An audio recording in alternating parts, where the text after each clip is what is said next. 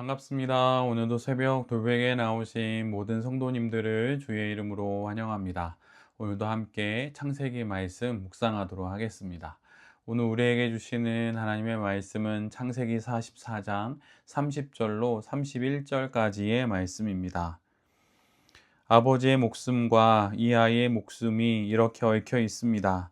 소인이 어른의 종, 저의 아버지에게 되돌아갈 때에 우리가 이 아이를 데리고 가지 못하거나 소인의 아버지가 이 아이가 없는 것을 알면 소인의 아버지는 곧바로 숨이 넘어가고 말 것입니다. 일이 이렇게 되면 어른의 종들은 결국 백발이 성성한 아버지를 슬퍼하며 돌아가시도록 만든 꼴이 되고 맙니다. 아멘. 오늘은 창세기 44장의 말씀을 갖고 문제를 통해 우리를 바꾸십니다.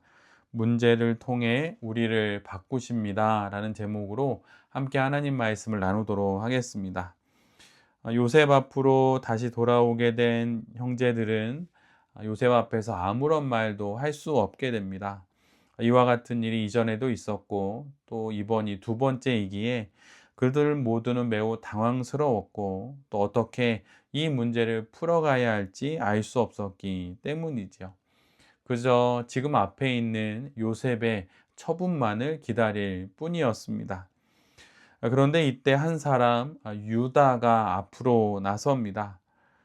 그는 지난번의 오해를 풀기 위해서 막내 동생인 베냐민을 데리고 왔지만 만약 베냐민이 고향으로 돌아갈 수 없게 된다면 아버지의 생명도 위태롭게 된다고 요셉에게 말합니다. 이렇게 말하는 요셉의 말을 처음부터 끝까지, 유다의 말을 처음부터 끝까지 잘 살펴보면 거기에서 아버지라고 하는 표현을 14번에 걸쳐서 이야기하고 또 베냐민을 가리켜서 어린아이라고 하는 표현으로 7번이나 언급하고 있습니다. 즉 아버지에게 있어서 베냐민이라고 하는 아이가 또 그 막내 동생이 얼마나 중요한 존재인지를 요셉이 알아주기를 바라는 것이죠.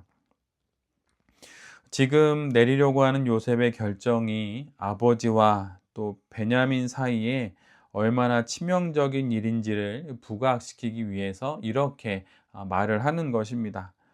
그리고 자신들이 다시 돌아오는 길에 이전에 약속했던 대로 베냐민을 데려온 것은 총리인 요셉의 명령에 순종한 것임을 언급합니다. 할 수 있는 모든 수단을 동원해서 요셉의 마음이 풀려서 그의 이 계획들이 변경되기를 또 요셉이 그 마음을 바꾸어 주기를 간절히 바라는 마음에서 이 모든 말들을 하는 것입니다. 지금 유다와 또 그의 형제들이 맞이한 상황은 매우 큰 위기입니다. 만약에 베냐민을 데리고 고향으로 돌아가지 못하면 아버지 야곱에게 한 약속을 이행할 수 없게 되는 것이고 행여라도 정말 그렇게 된다면 아버지 야곱이 어떻게 될지 알 수도 없는 상황입니다. 그들의 원래 계획은 베냐민을 데리고 와서 양식을 구해 다시 아버지께로 돌아가는 것이었는데 모든 계획들이 그들의 예상과는 반대로 아주 복잡해집니다. 그리고 일이 점점 꼬여만 갑니다. 그래서 어느 누구도 이 막막한 상황 가운데 앞으로 나설 엄두를 내지 못하게 되지요. 그런데 바로 그때 유다가 앞으로 나섭니다. 그는 요셉의 뜻을 정면으로 반박할 수는 없는 위치입니다. 그래서 그는 종으로 삼으려는 베냐민이 처한 상황, 그 일이 벌어졌을 때 아버지 야곱에게 일어날 일들, 그리고 처음 요셉이 한 약속, 그 모든 것들을 언급하면서 요셉을 설득합니다. 요셉이 의견을 바꿀 수 있도록 좋은 의미로 회유하고 그의 이해를 구하는 것이지요. 그는 요셉을 팔아넘길 때 20여 년 전에 그는 요셉을 팔아넘기는 일에 앞장섰던 그런 인물입니다. 유다가 그런 존재였지요. 그런데 세월이 지나서 그가 변합니다. 자신과 형제들이 저지른 잘못이 얼마나 큰 것이었는지를 그는 깊이 알게 되었고 그리고 이런 상황에 앞으로 나서면서 요셉을 팔아넘기는 일에 앞장섰던 그것과는 전혀 다르게 베냐민을 구하는 일에 앞장서게 됩니다. 마치 이전에 저질렀던 실수를 다시는 반복하지 않으려는 그런 모습으로 읽혀집니다. 유다의 이런 변화가 우리에게도 있어야 할 것입니다. 우리 모두도 살다 보면 실수할 수 있고 또 잘못을 저지를 수 있습니다. 그러나 이미 시간은 지나 버렸고 그 일은 과거가 되어 버렸지요. 그래서 무엇인가 그것을 바꾸려고 또 새롭게 그 어떤 일을 할 수도 없는 것입니다. 그런데 동일한 문제가 또 벌어지게 될 때, 그때 다시 그 일을 반복하지 않기 위해서 유다와 같은 이런 행동을, 또 이렇게 생명을 구하려는 그 행동을 우리 모두가 해야 하는 것이죠. 지나버린 일을 완전히 만회할 수는 없지만 이번에는 그러한 일이 반복되지 않도록 우리가 할 수 있는 모든 일을 해야 하는 것입니다. 유다처럼 그렇게 해야 하는 것이죠. 말하자면 시간 속에서 신앙의 성장이 있어야 하는 것입니다. 유다는 똑같은 실수를 다시 반복하지 않기 위해서 정말 자신이 할 수 있는 모든 것을 동원해서 요셉에게 상황을 설명하고 그의 이해를 구하고 또한 집요하게 그에게 할 수 있는 모든 것들을 합니다. 실수는 이렇게 만회하고 또 막아내는 것입니다.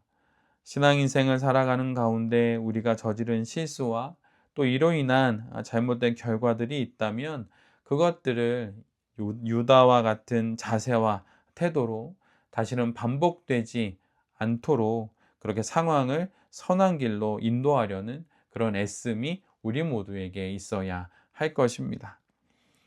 오늘 본문을 보면 결국 유다는 이렇게 요셉에게 이해를 구하는 간절한 이야기를 전한 이후에 베냐민을 풀어주고 대신 자신을 종으로 삼아줄 것을 요청합니다.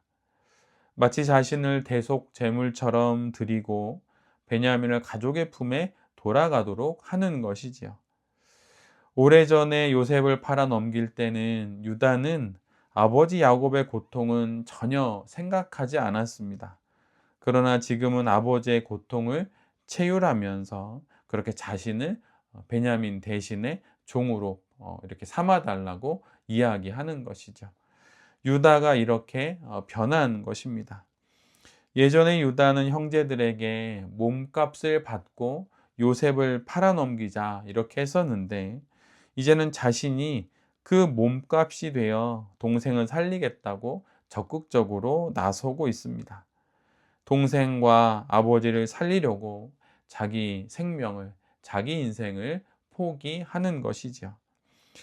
요셉과 유다 그리고 형제들 사이에서의 그 오랜 과정들이 결국 유다를 이러한 삶의 자리로까지 이끌게 된 것입니다.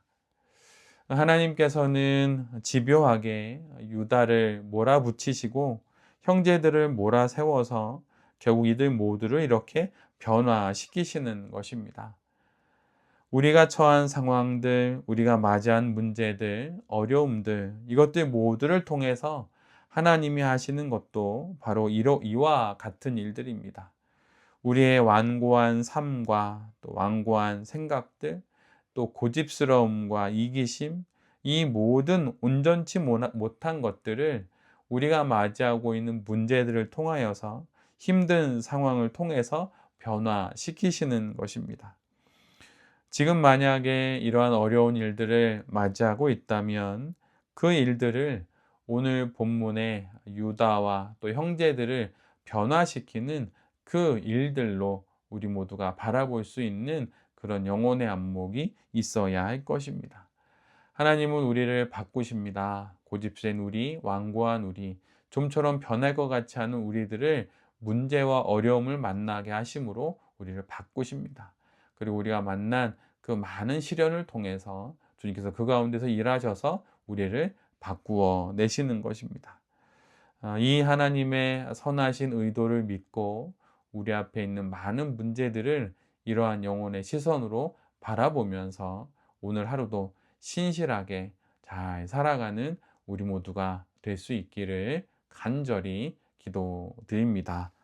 아멘. 기도하겠습니다.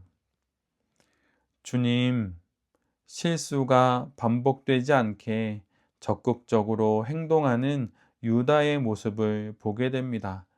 모든 형제들이 머뭇거리고 움츠러들 그때에 앞으로 나서서 다시는 그 실수를 반복하지 않기를 원하며 할 수 있는 모든 일들을 행하는 유다를 보게 됩니다. 이런 적극적인 신실한 행동들이 우리의 삶에도 있게 하여 주시옵소서.